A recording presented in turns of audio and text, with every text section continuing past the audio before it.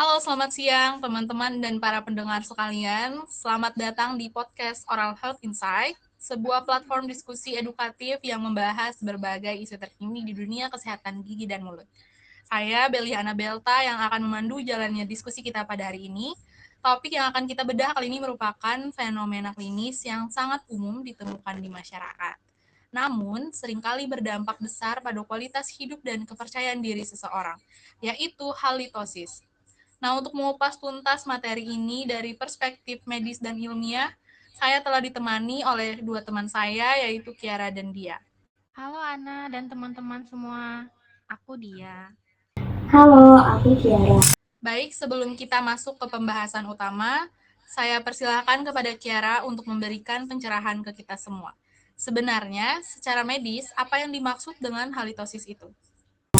Baik, jadi kalau kita bicara definisi, halitosis itu adalah istilah medis untuk bau tidak sedap yang keluar dari mulut, yang dimana prosesnya itu cukup kompleks karena melibatkan proteolisis, yaitu pemecahan protein serta adanya produk metabolik dari sel-sel mulut yang mengelupas dan hasil dari pembusukan bakteri.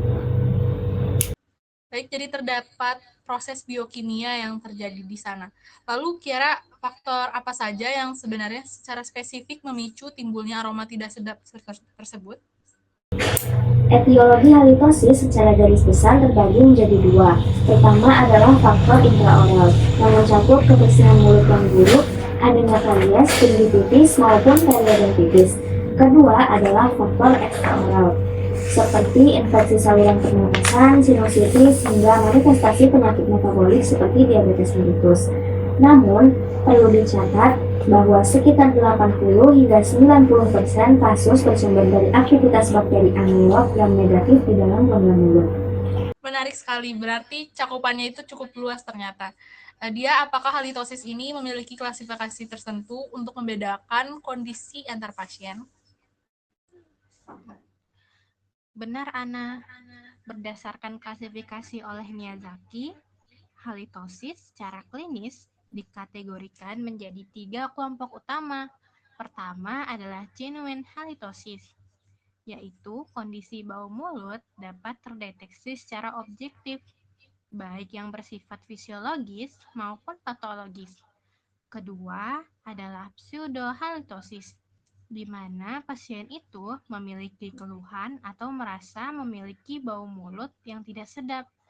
Namun, secara pemeriksaan klinis, aroma tersebut sebenarnya tidak terdeteksi oleh orang lain. Terakhir adalah halitofobia, yang merupakan kondisi psikologis berupa ketakutan berlebih terhadap bau mulut. Bahkan setelah pasien tersebut menjalani perawatan halitosis dan dinyatakan berhasil secara klinis. Baik, setelah memahami apa itu halitosis dan penyebabnya, muncul pertanyaan yang penting. Bagaimana cara kita mendiagnosis kondisi ini secara akurat? Terkait hal tersebut, saya persilahkan kepada dia untuk memaparkan terlebih dahulu mengenai metode pemeriksaan mandiri. Tentu Ana, dalam literatur kedokteran gigi terdapat beberapa metode uji subjektif atau yang bisa dilakukan oleh pasien.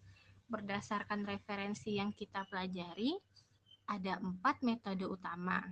Yang pertama, pasien menutup mulut dan hidung dengan kedua tangan, lalu menghembuskan napas dan menghirupnya kembali untuk mengevaluasi aroma secara mandiri. Kedua, pasien dapat menjilat pergelangan tangan, menunggu selama 5 detik, lalu menghirup area tersebut dari jarak sekitar 3 cm. Kemudian, menggunakan sendok plastik untuk mengeruk bagian belakang lidah, lalu mengevaluasi bau dari material yang terangkat. Selanjutnya, yang terakhir, menggunakan benang gigi pada area interproksimal atau sela-sela gigi, kemudian mengevaluasi aromanya. Berarti masyarakat itu sebenarnya bisa melakukan deteksi awal secara mandiri ya. Terakhir, sebagai penutup, bagaimana protokol penata laksanaan atau cara merawat pasien dengan kondisi halitosis ini dia? Penata laksanaan utama difokuskan pada eliminasi faktor penyebab, Dapat dilakukan dengan pemeliharaan kebersihan rongga mulut dengan teknik menyikat gigi yang tepat sebanyak 2 kali sehari, serta penerapan pola makan sehat melalui konsumsi buah-buahan dan sayuran. Lalu, jangan lupa untuk rutin berkunjung ke dokter gigi untuk kontrol plak. Terima kasih atas penjelasannya, Dia, Kiara. Semoga informasi ini bermanfaat bagi kita semua dalam memahami aspek klinis halitosis. Saya Belia Anabelta, pamit undur diri. Selamat siang.